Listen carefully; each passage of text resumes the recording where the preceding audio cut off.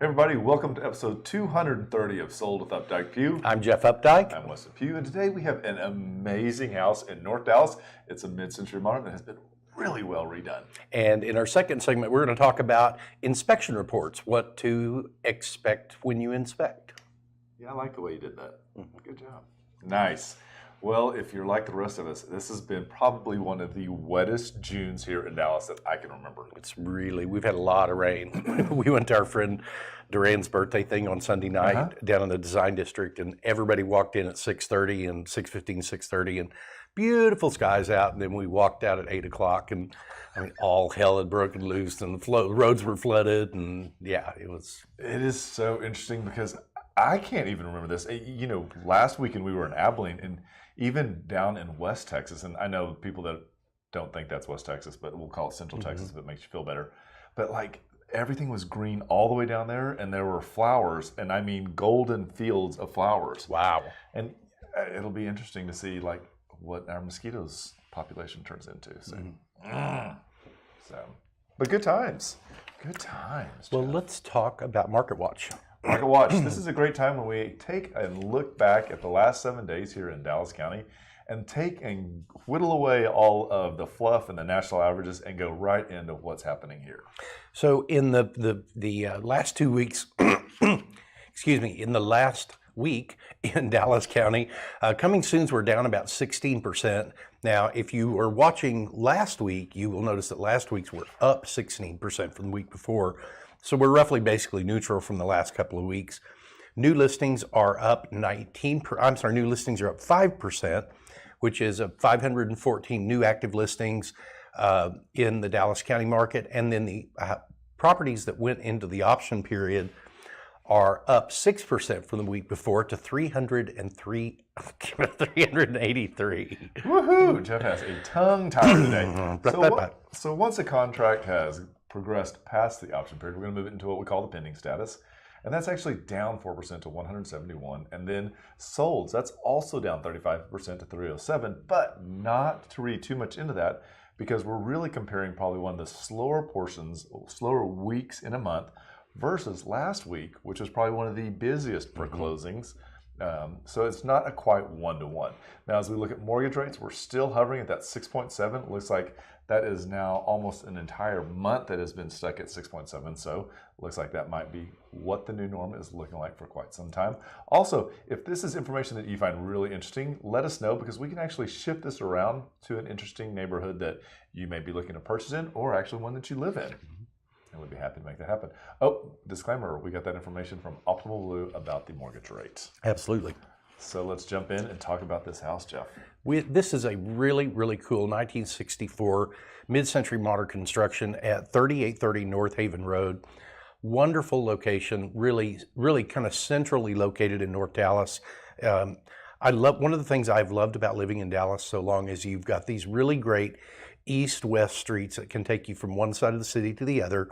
And then you've got these north-south streets that can also take you from like midway on that if you follow that until it changes to Lemon, will take you all the way down into the Uptown District. Well, what I like about this area, and I live in this neighborhood, is that if you jump on 635 and just follow it out, you are in the north entrance of DFW Airport, and that's probably under 17 minutes with the right traffic.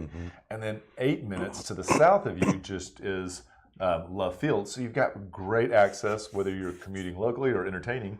This is a great place to get in and out of. So a lot of things are great in this area. And one of the things that we really love when we talk about things that we like is the restaurant that is Anthony's Cafe.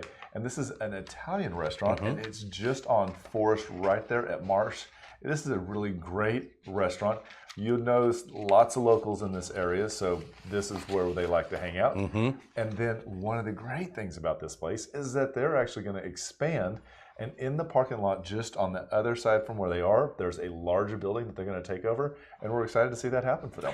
And their food is really great. We have eaten there, and then we've also gone and picked up food from there several times, and we've never been disappointed. Some places, especially when it's this kind of fresh food, getting it packaged, getting it home, sometimes it isn't quite the experience. They do a really good job making sure it's ready to come home with you. And if you like piccata, they have a great piccata. So enjoy that. One of the other things in the area is called Glen Cove Swim Club, and this is a private swim club that is located right off of Forest Lane, just to the east of Anthony's Ely. And it is in the neighborhood called Glen Cove, but it is open enrollment to any of those neighborhoods around. They charge, it's about $500 a year for a household membership, like parents. And they limit the number of people that can be in the swim club to 320 families. So it allows you to really be able to use the facility when you want to go. They have a swim team that you can join or try out for, and then they also have Friday afternoon barbecues where they cook hamburgers. So we had a little place like this in San Angelo, and it was called the Swim and Racket Club, and I think that they got that for my brother and my sister and I, so that we did not drive my mom crazy. Probably. It was a lifesaver for her, I know that. We had a great time, but it was really fun. Also around the corner from here is one of the elementary schools, very popular in this area. It's called Harry C. Withers. A lot of times it just goes by Withers. This one and DeGoria are one of the two of the elementary schools that are really popular in this area and have some really great ratings as well. And this is right down the street from within a half a block of the Northaven home that we're talking about. The school was named after Henry Cole Clay Withers, who was born back in the late 1800s in Denton, but he became a very prominent journalist in the Dallas area. And so when this school was opened in 1960, oh my gosh, it was opened in the 60s, they named it after him because of his journalistic competency? No. Okay. Contributions. I was stuck on accomplishments and contributions. I made one word. It's also 9 acres, which is a really big campus for an elementary school. So this is one of the ones that is a great elementary that is open to the public. So without further ado, let's jump in and look at 3830 Northaven. This is a 3-bedroom plus study, 2 full, 1 half, 2-car garage, just under 2,400 square feet, priced at $1.4 million, and it is a mid-century modern dream, fully landscaped. It is really a treat for this neighborhood and for the next homeowner. The current owners have really done, I think, the majority of the work that has kept this with a true mid-century modern home. The exterior A-frame front really draws you in. You step into this oversized dining area, and just beyond that is this really great office. They did a good job with this. This is really smart. So they took this space and kept the window, but then added a built-in desk configuration that is really great for working. They've also anchored it with really good shelves and also some tile that's on the wall that you're going to see in other locations throughout this house. And the wood flooring on this, I think, is done beautifully. When they bought this, this was a really dark wood that was on a diagonal, and I felt it really kind of threw the vibe off on the house. They've had all of that replaced with this really, I'm going to guess this is a white oak of some type, but it's been finished beautifully with this really nice matte finish on it that carries throughout the entire home, which I think really adds to, the continuity of the floor adds so much more to a home. And if you're familiar with Heath Ceramics out of San Francisco, that's where this tile was sourced from, and you're going to see it later in some of the other locations. But it is a really strong way for the homeowners to currently tie today and mid-century modern together, and they've done it really well seamlessly. As you can see, this is a room that has combination space. One of the things that is really great is that it has light from all sides. And so on these nice days, you really do not have to turn on any of the lights. And they have some really stylish lights, as you can see them from here. I believe Cartel, Luminaire were 2 of the places that they sourced their lights from. Artimity was another, I believe. And this is I was looking back through the pictures of this in MLS from, I don't know, even just 10 or 12 years ago. And the home, I think, was a foreclosure at one time. And then an investor bought it, did some of the renovation to it. There was an intermediate owner after that. But then when the current owners bought it, they really took this to what I believe is the next level in terms of the lighting that's been chosen, some of the features that have, not features, but parts of the wall that have been removed that were even, I think, left not necessarily well in the previous renovation. but it's a lot of attention to detail that I don't think you get in every home. And they did a great job of reconfiguring this kitchen and also giving themselves room to create a great walk-in pantry, and then also like a mud utility room that is directly off of the garage. So it's a really great, smart, not only does it look great, but it also has really strong flow. And as you can see here, this is the refrigerator slash dry bar that they have right here. Again, super tastefully done. And as we go through the bathrooms, they've done smart space and lighting by actually lighting behind the mirror and below the cabinets. And these are really great sized bedroom. That's a large queen size bed in this room. This room is connected to the other bedroom by this Jack and Jill bath, which I think is really, yeah, this is the Jack and Jill. I'm sorry, the camera was throwing me off a little bit, but it connects to this other bedroom that is a king size bed, and there's still lots of room in that. Great window space, walk-in closets, ceiling fans, and then the way that this configures is the master that opens up directly to the backyard. So it's really got excellent views. They've done a good job with placing those pendants that are right over the nightstands, taking up no additional space.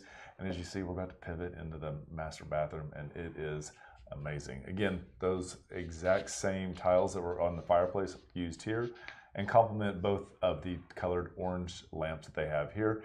This also opens up to the outside right by the tub. That was one of the improvements they did to this, was they took out kind of a pony wall there, added this architectural style tub, and then totally opened up that doorway. There are blinds there if you're a little bit shy and you don't want your bathroom open, but by and large, it's got just a really great flow to the house. And if you like to entertain, have we got a backyard for you. As you can see here, you can get access to this backyard from both the living room, master bedroom, and the master bathroom. And this is one of the upgrades that I absolutely fell in love with. This actual kitchen that they created with the tile, the grill, and the actual fridge, seamlessly done here. It looks like it's always been there. And a lot of the flat work, concrete work has been redone in this house, but they took a lot of really extra care in making sure that really old live oak, that's probably an 80 and 100-year-old live oak, was not hurt during this renovation. And the outdoor space is just immaculate. And there's plenty of seating and there is plenty of dining for everyone. As you can see here, they've actually strung pendant lights out of the tree that actually perfectly denote where the dining room table goes. And when you're ready to chill out, this is a great place to catch some sun. Really amazing. One of the things too that we always had clients point out is how private this backyard is. Mm-hmm. I've been to several parties here, and the privacy that you get, not just from visual privacy, but the way the landscaping is done, the mature trees, you have really a big audio privacy as well. You do not hear a large party from the street like you do with a lot of homes. Nope, and as you can see here, they've done a great job with also creating a really nice seating area around the fire pit. One of the notes is that both the fire pit and the outdoor kitchen have their own gas line, so there's no issue with getting the flame the right. So as you see here, lots of outdoor space covered. This is a great shot of both the kitchen and that live oak tree as well. So this is a really great home, 3830 Northaven Road, 3 bedrooms plus the office, 2 full bedrooms, 1 half bath, 2-car garage built in 1963. It's about 2,360 square feet and it's offered at $1,400,000. Yep. So if this is something that you would like to see, let us know. In the comments, you're going to see a link. Share that link with your friends and family. If you want to take a look at it, please let us know and we'd be happy to make that happen. And with that, we'll be right back.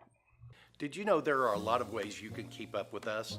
For starters, every Wednesday at noon, we host Sold with Updike Pew, live from our Facebook and YouTube channels. Our show is dedicated to featuring some of the best homes in the Dallas market and about sharing timely information about market trends.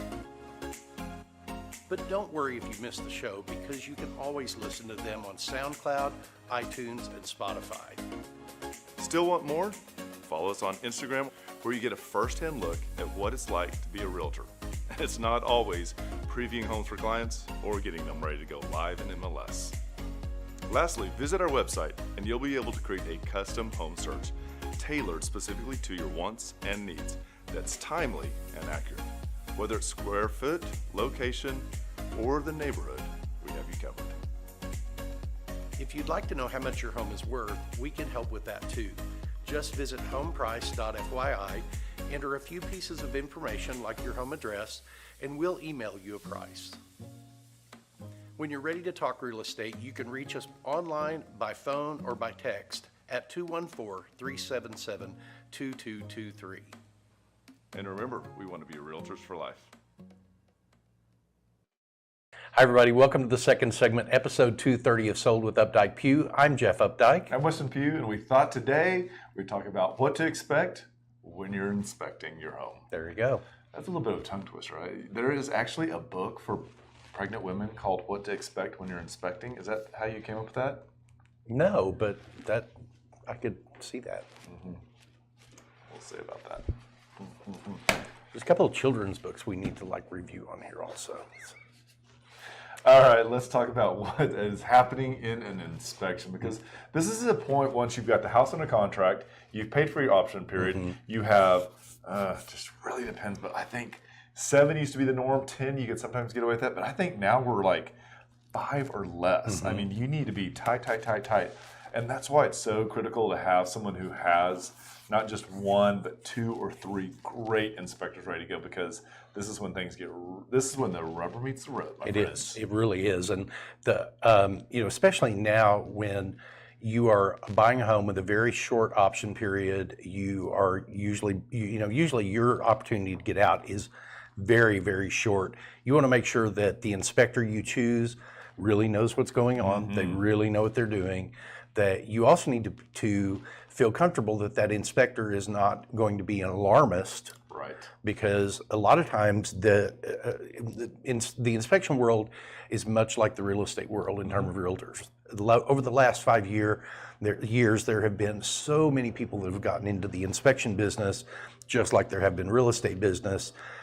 And not to say new people aren't great at what they do, but experience in the inspection part is incredibly important to me. So important. So let's talk about what does the inspection cover, because I think that this has to be where you know it's going to happen and you have a clear understanding, because it can get really surprising, because sometimes, depending on how many disclaimers there are and how old the house is, I mean, you can get a 40 to 60 page inspection, and that can scare people to death, and it's really not. We've seen so many of them, we understand, and we always tell our clients when it's time to bail on those things. Yeah, the cool thing about the inspection reports is the inspection report format is promulgated. It's not really the right word, but it is. It's given to inspectors on how that report needs to look visually, and when they do the inspection on it, they're going to say that it was inspected. They're going to say it was not inspected. They're going to say that the property didn't have that, or they're going to say deficient.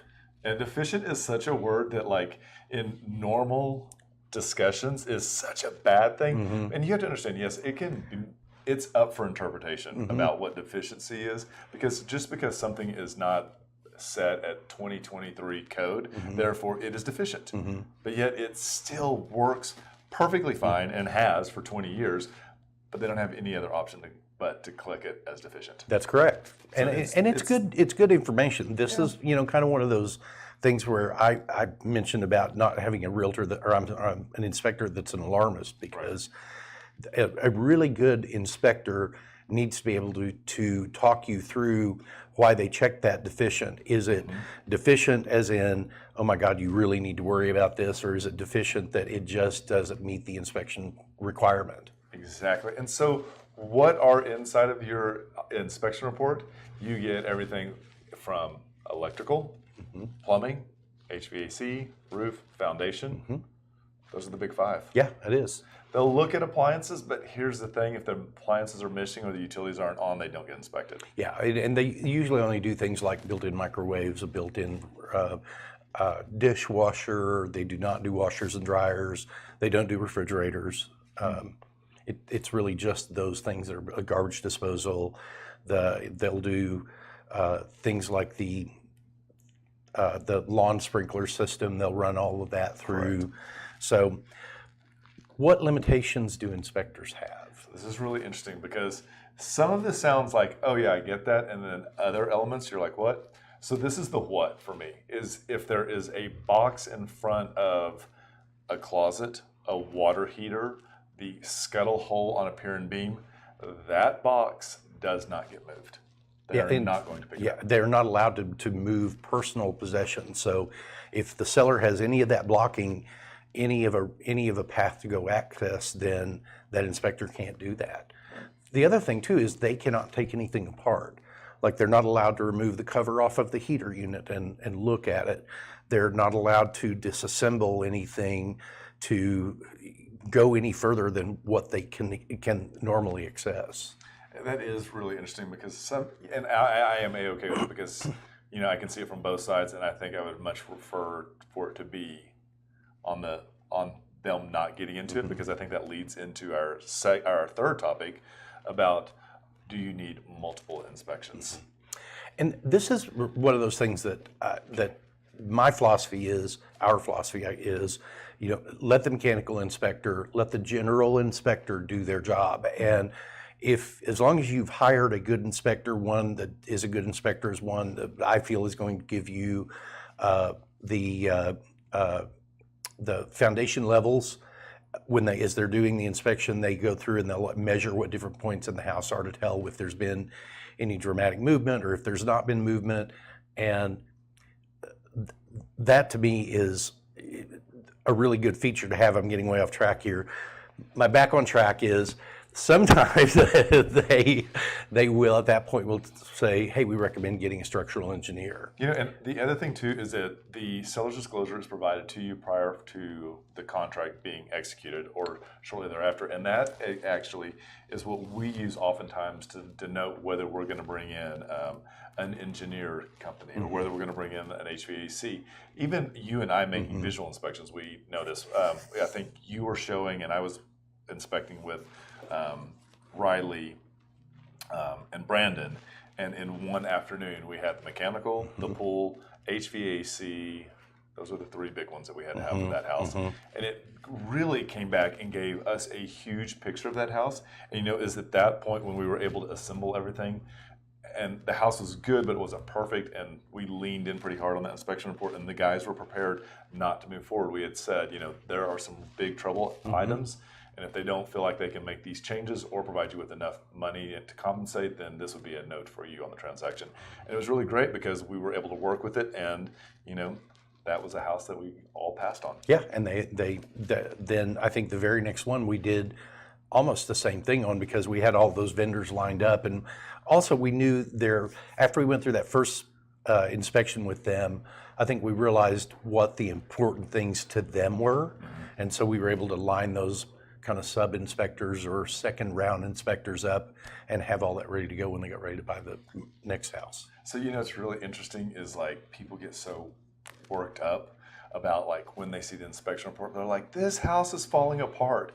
But you know, that exact same inspection gets done on your house, and you would be surprised at how many. I mean, I would be surprised on how many things might show up on my inspection report as well. I mean, houses are living, breathing, and they require maintenance and love, just like your teeth. I would hate to see an inspection report on my home. It is, you know, you just everything I know has been done correctly, but you know, my house is also a 70-year-old home now, and it's, you know, it just is what it is. So if you're thinking about buying or selling a house, we would love to hear from you guys. We've got tons of expertise, and we're ready to help you guys out. And just remember, we want to be your realtors for life. When you're ready to talk real estate, you can reach us online, by phone, or by text at 214-377-2223. And remember, we want to be your realtors for life.